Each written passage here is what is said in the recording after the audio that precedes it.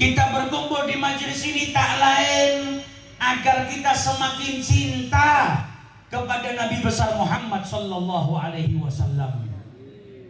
Di dalam Al-Qur'an Allah Subhanahu wa taala berfirman, "Qul in kuntum tuhibbunallah."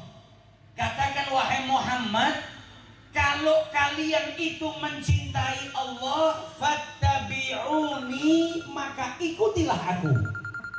Yuhibbukumullah, niscaya Allah akan mencintai kalian. Yang artinya kalau ada orang mengaku cinta kepada Allah namun tidak mengikuti Nabi Muhammad, cintanya dusta. Kalau ada orang yang mengaku mencintai Allah namun jalannya tidak sesuai dengan jalannya Nabi, jalannya bertolak belakang dengan jalannya Nabi Muhammad, fahuwa kadzdzab, maka cintanya kepada Allah dusta. Siapapun yang mengaku cinta kepada Allah dituntut oleh Allah untuk membuktikan dengan apa? Meneladani, mengikuti Nabi besar Muhammad sallallahu alaihi wasallam. Nah, untuk mengikuti Nabi Muhammad kita butuh kenal.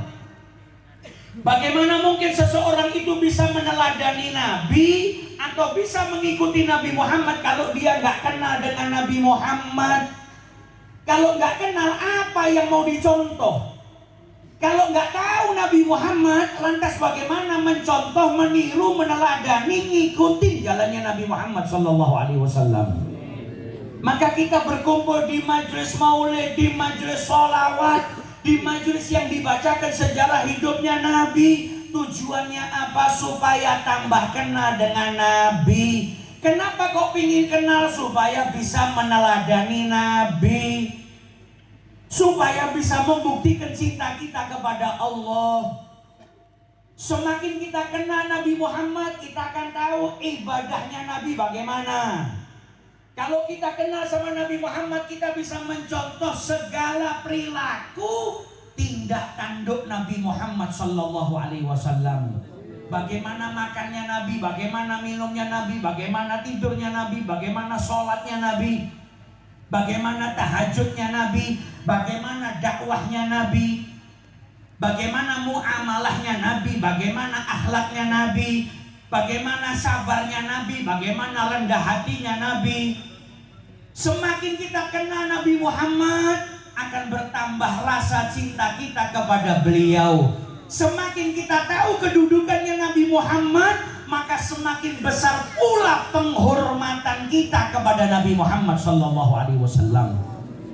Sahabat Nabi, kenapa kalau duduk di hadapan Nabi mereka tertunduk? Gak ada yang berani ngangkat kepala, gak ada yang berani bicara sama Nabi kecuali diajak bicara terlebih dahulu. Karena mereka orang-orang yang menghormati Nabi, memuliakan Nabi. Kenapa mereka bisa seperti itu? Karena mereka tahu betul kedudukannya Nabi Muhammad SAW. Mereka tahu derajatnya Nabi. Nabi Muhammad ini bukan sembarang orang.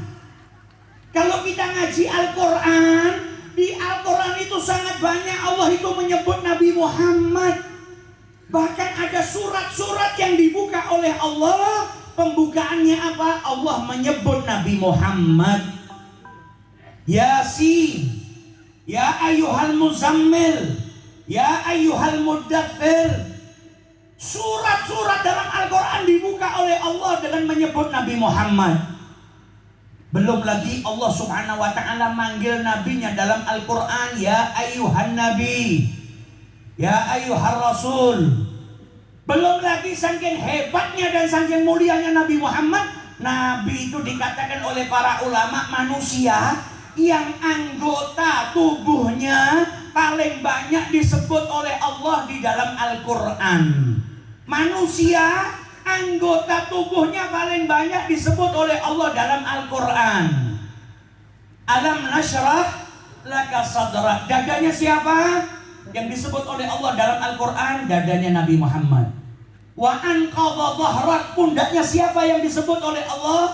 Pundaknya Nabi Muhammad. Wa la tamuddanna ainai, kedua mata siapa yang disebut oleh Allah? kedua mata Nabi Muhammad. Bahkan suaranya saja disebut oleh Allah dalam Al-Quran, la tarfa'u aswatakum fauqa sautin nabi. Jangan angkat suara kalian melebihi daripada suara Nabi. Bicara sama Nabi Muhammad, yang bikin peraturan siapa? Allah dalam Al-Quran. Jangan sembarangan kalau bicara sama Nabi.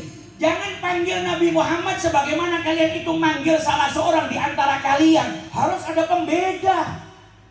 Karena apa? Istimewanya Nabi Muhammad. Bicara sama Nabi, jangan sampai suara kalian melebihi daripada suaranya Nabi Muhammad. Ayat ini turun, Sayyidina Abu Bakar Siddiq kalau bicara sama Nabi sampai nggak kedengaran suaranya. Takut kalau sampai suaranya melebihi daripada suaranya Nabi Muhammad SAW. Bicara sama Nabi saja diatur oleh Allah dalam Al-Quran. Ini menunjukkan kedudukan yang mulia yang Allah berikan kepada Rasulullah Sallallahu Alaihi Wasallam.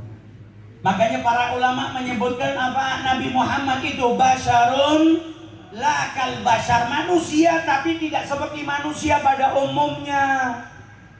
Kama annal yaqut hajarun la kal hajar, sebagaimana batu permata. Orang yang punya batu permata, batu berlian, gak bisa disamakan dengan sembarang batu. Berlian gak bisa disamakan dengan batu ake. Berlian gak bisa disamakan dengan batu kali.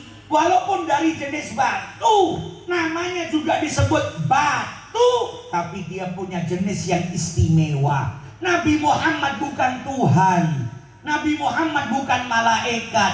Nabi Muhammad manusia. Beliau menikah, punya anak, sakit, sehat, sedih, bahagia, makan, tidur. Tapi Nabi Muhammad gak seperti manusia pada umumnya, karena beliau adalah kekasih Allah Subhanahu. Nabi Muhammad al-insanul kamil, manusia yang sempurna. Ahsanan nasi khuluqan wa khalqa. Fisiknya Nabi itu paling sempurna. Akhlaknya Nabi bukan hanya sempurna, tapi sampai dipuji oleh Allah di dalam Al-Quran, wa innaka la'ala khuluqin azim. Saking mulianya, saking tingginya, saking istimewanya akhlaknya Nabi besar Muhammad Sallallahu Alaihi Wasallam.